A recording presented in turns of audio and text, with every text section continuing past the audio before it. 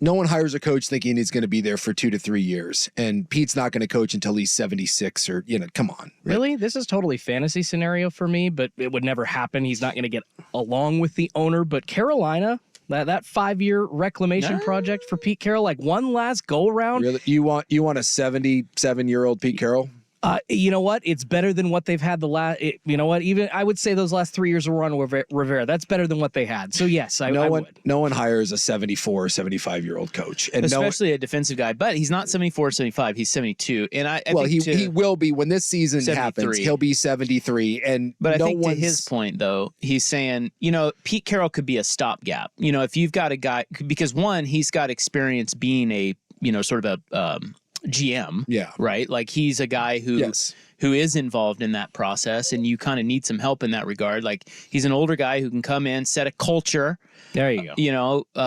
Help you, kind of identify some guys, build it the way he built it, and then he hands it off to the young coach in 3 years or whatever. I mean, I don't know. If there is a snenario where he returns, I could see that one being more plausible. Shocked. Full on head to the carpet sewn Clark W. Griswold if he coaches somewhere else. Like, again, it's just he's in an offensive league. He's a defensive guy. In the last 2 years, they've been fine, 9-8. He's a hell of a guy. He's energetic. He's a culture guy.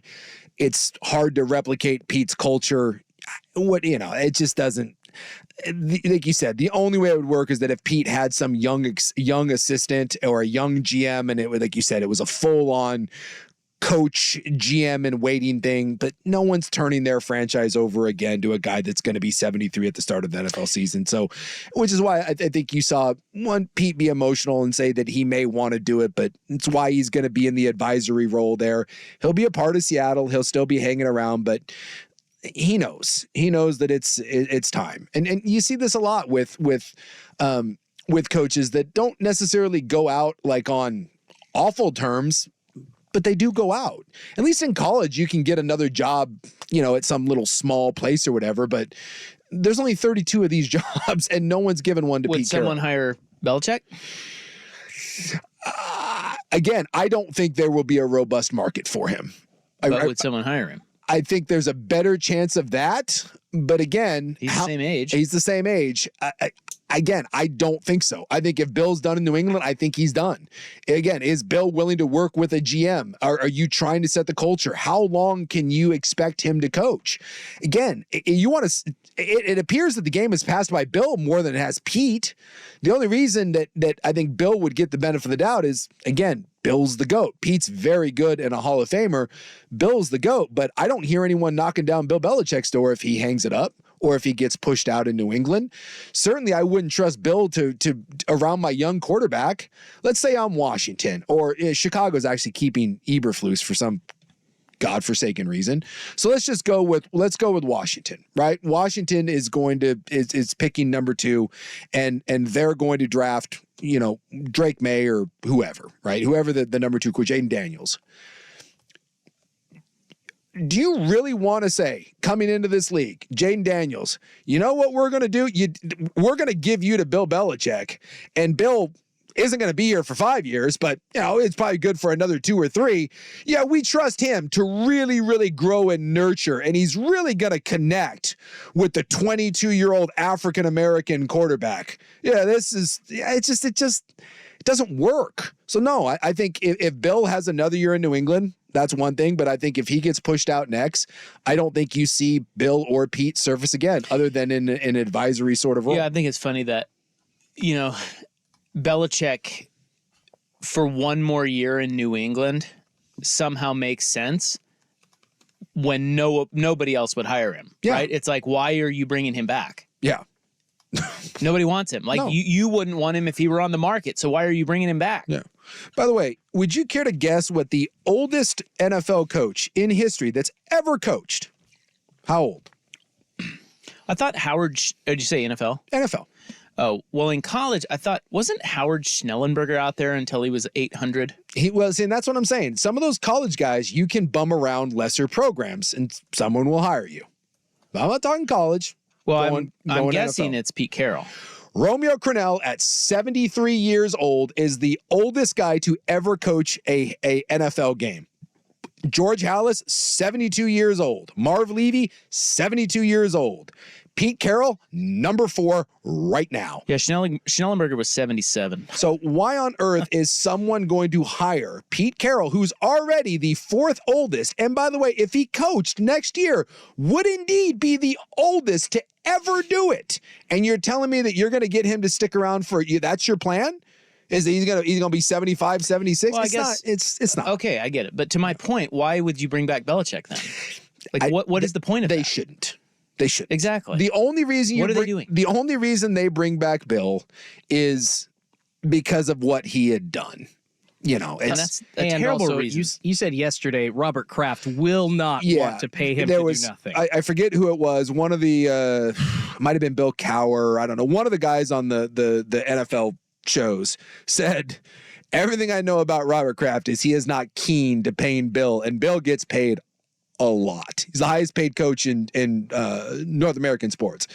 Robert Kraft may not be keen on paying Bill to not coach, and may not be keen on firing the greatest coach of all time. But if you bring Bill back, all you're doing, like, again, it's not Zappy. They're going to draft their quarterback, and you're just delaying the inevitable. And no offense to Bill, maybe because there's a rumor too that old Joshy might come back and be willing to work with Nick McDaniels. Yeah, that he may be willing to come back, and maybe that would set a little bit better. But I don't want to turn over my first year quarterback to Bill Belichick and whoever the hell his offensive coordinator is. At least he brought back Bill O'Brien, at least knew what he was doing. But again, that didn't work well with Mac Jones and Zappy. So I don't know what Robert Kraft's doing, but both of those just feel like and at least Seattle realized that it's time. Yeah, I was going to say then you give credit to Seattle. Yeah. Because they realize it. And Seattle's not even bad. Seattle was 1 win away from the playoffs.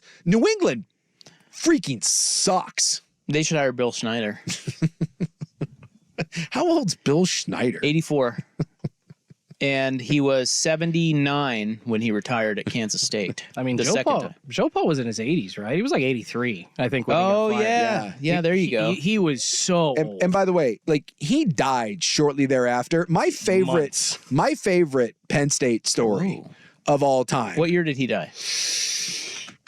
It was like a year or two after the whole scandal. So it was less than that. It was months after. So however long ago that was. 2012. 2012.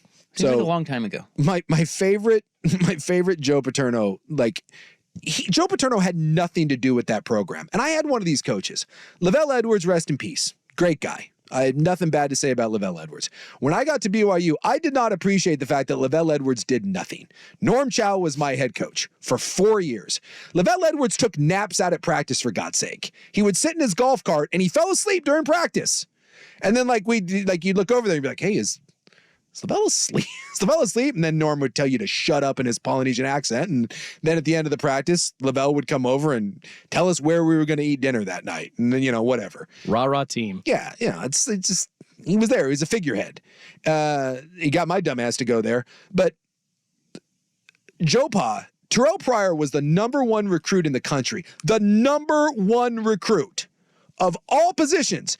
And Terrell Pryor lived like 100 miles from the Penn State campus. Like he was in their backyard. And Terrell Pryor said that Joe Paterno could not be bothered to visit Terrell Pryor because Joe Paterno didn't go out on recruiting trips. And they were like Terrell Pryor, well, you can go find it. He was like, I couldn't believe it. Terrell Pryor's family was like, are you serious? Like, every other school in the country is beating down our door, and your head coach can't be bothered to get in a car and have someone drive him like an hour and a half to visit the #1 player in the country who wants to come to Penn State. And where did he end up going? Ohio State. Like, that's what Joe Paterno was. yeah, it was a joke. So at the end, when people were like, oh, Joe Paterno's still doing it. No, he's not. Just like Bobby Bowden was. He was 84. He was 84. And Bobby Bowden at the end, none of these guys coach. They're just there. And he died at 85. They're there to raise money and the boosters love them. It's a weekend at Bernie's thing, for God's sake. Wasn't he like fired mid-season because that's when all the Sandusky stuff, and then he died like in January after the season, right? It was not long. I would also like to point out that all of these things that we've talked about, that under no circumstances would you hire a 74 or 75-year-old man to run your college football program. It just would never happen. You wouldn't hire a 75-year-old man to run anything. I want you to realize that the two people that will run for president of this country are both significantly older than what we just talked about. So just saying. Can't be trusted to run Penn State or Florida State or the Seahawks, but running the most powerful nation on the planet? Absolutely. Either one of them. That sounds like a great idea. Holy hell.